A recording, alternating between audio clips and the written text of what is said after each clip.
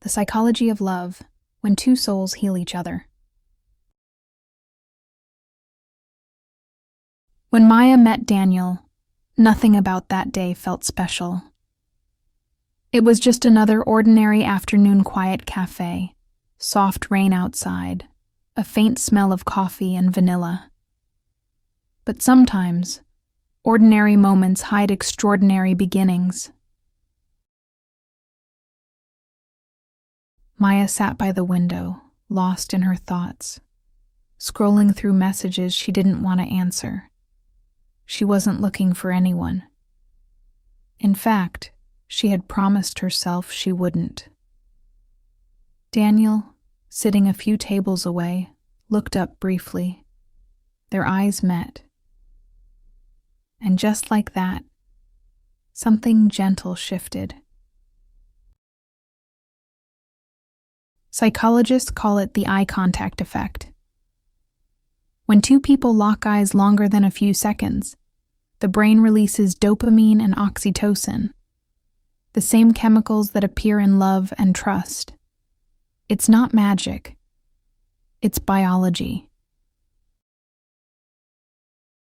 Maya smiled politely, and Daniel looked away, pretending to be busy with his laptop.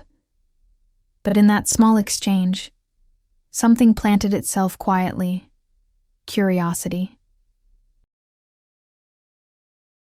A few days later, they met again, purely by accident, or maybe fate playing tricks. This time, conversation came naturally. Maya's laughter came easily. Daniel's calmness made her feel safe. They didn't talk about love. They talked about music, food, late-night thoughts, all the small, beautiful things that make people feel seen. Psychologically, this was emotional mirroring. When two people connect deeply, their tone, energy, and even breathing synchronize. It's a sign of emotional alignment, and it often happens before either person realizes they've fallen.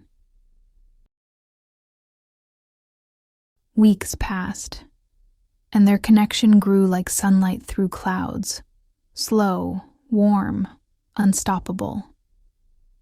They started spending more time together, sharing little habits and inside jokes that only they understood. The mere exposure effect explains this. The more we see someone, the more comfortable and emotionally attached we become. Familiarity builds affection. It's why people often fall in love with those they spend time around the most. For Maya, Daniel became her calm. For Daniel, Maya became his reason to smile without trying. But love, even the most beautiful kind, doesn't come without its shadows. One evening, after a long day, Maya noticed Daniel seemed distant. His replies were short, his eyes distracted. The next few days he was quieter, still kind, but not fully present. Maya felt it instantly, that small emotional shift that every sensitive heart recognizes. Psychologists call it emotional attunement. When you're deeply bonded, you can sense when something changes, even slightly.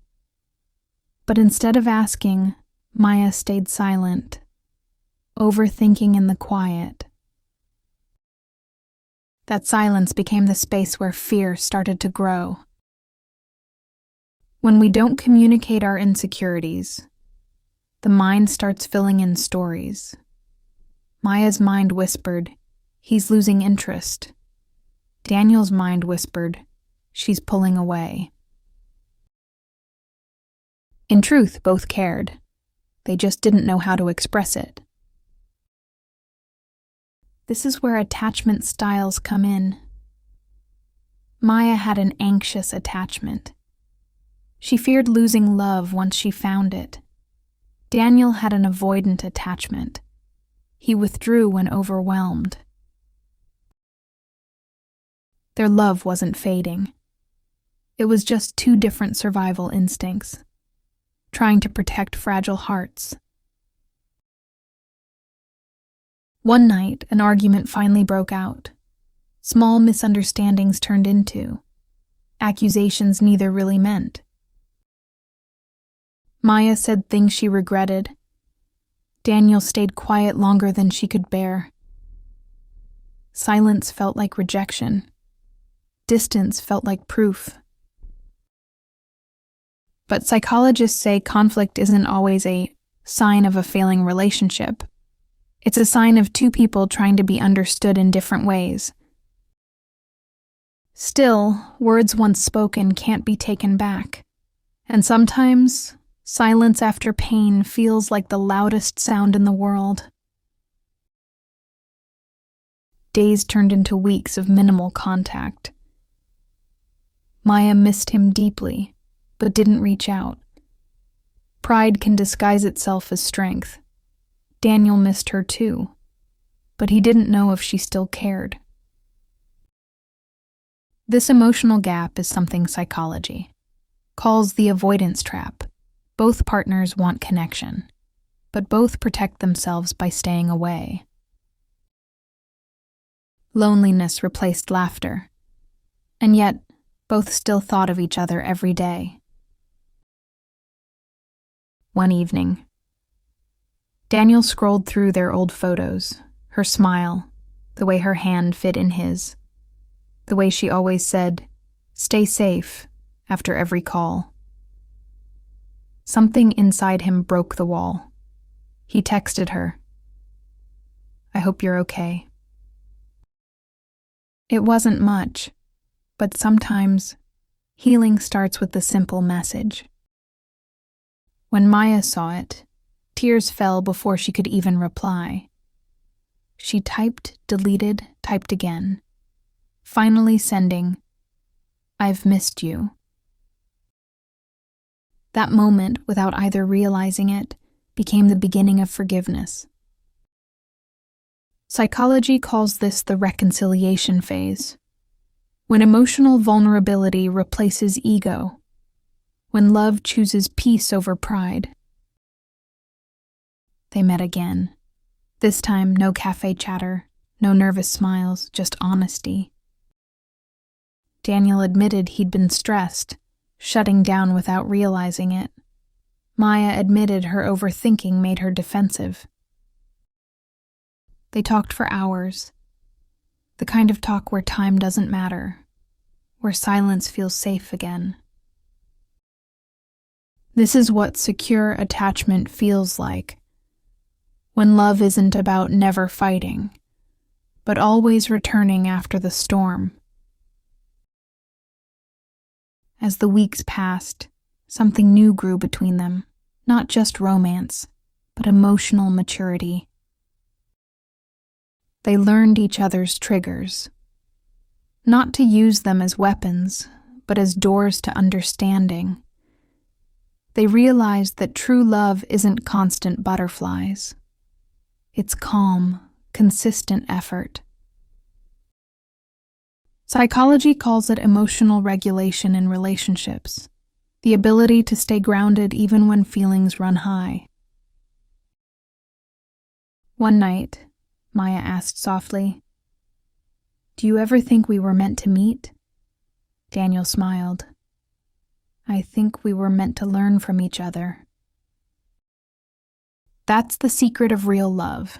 It teaches, it mirrors, it transforms.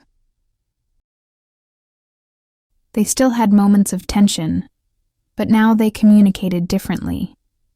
Instead of saying, "You don't care," Maya said, "I feel disconnected." Instead of shutting down, Daniel learned to stay and listen. Little changes, big peace. That's what emotional growth looks like. Not perfection, just awareness. Months later, they took a walk by the same cafe where it all began. The same soft rain fell outside. But this time, they weren't strangers locking eyes. They were two souls who had learned how to see each other beyond fear. Maya leaned on his shoulder and whispered, "You know, we didn't just fall in love. We grew into it." Daniel smiled. "And we're still growing." Psychologists say love isn't something you find. It's something you build, slowly, gently, through understanding and patience. It's a process of unlearning fear and learning safety. And when two people choose healing over ego, communication over silence, they become more than a couple. They become partners in growth.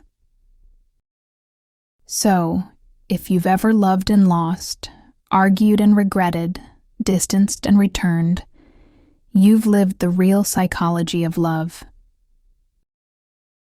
Because love isn't perfect. It's raw.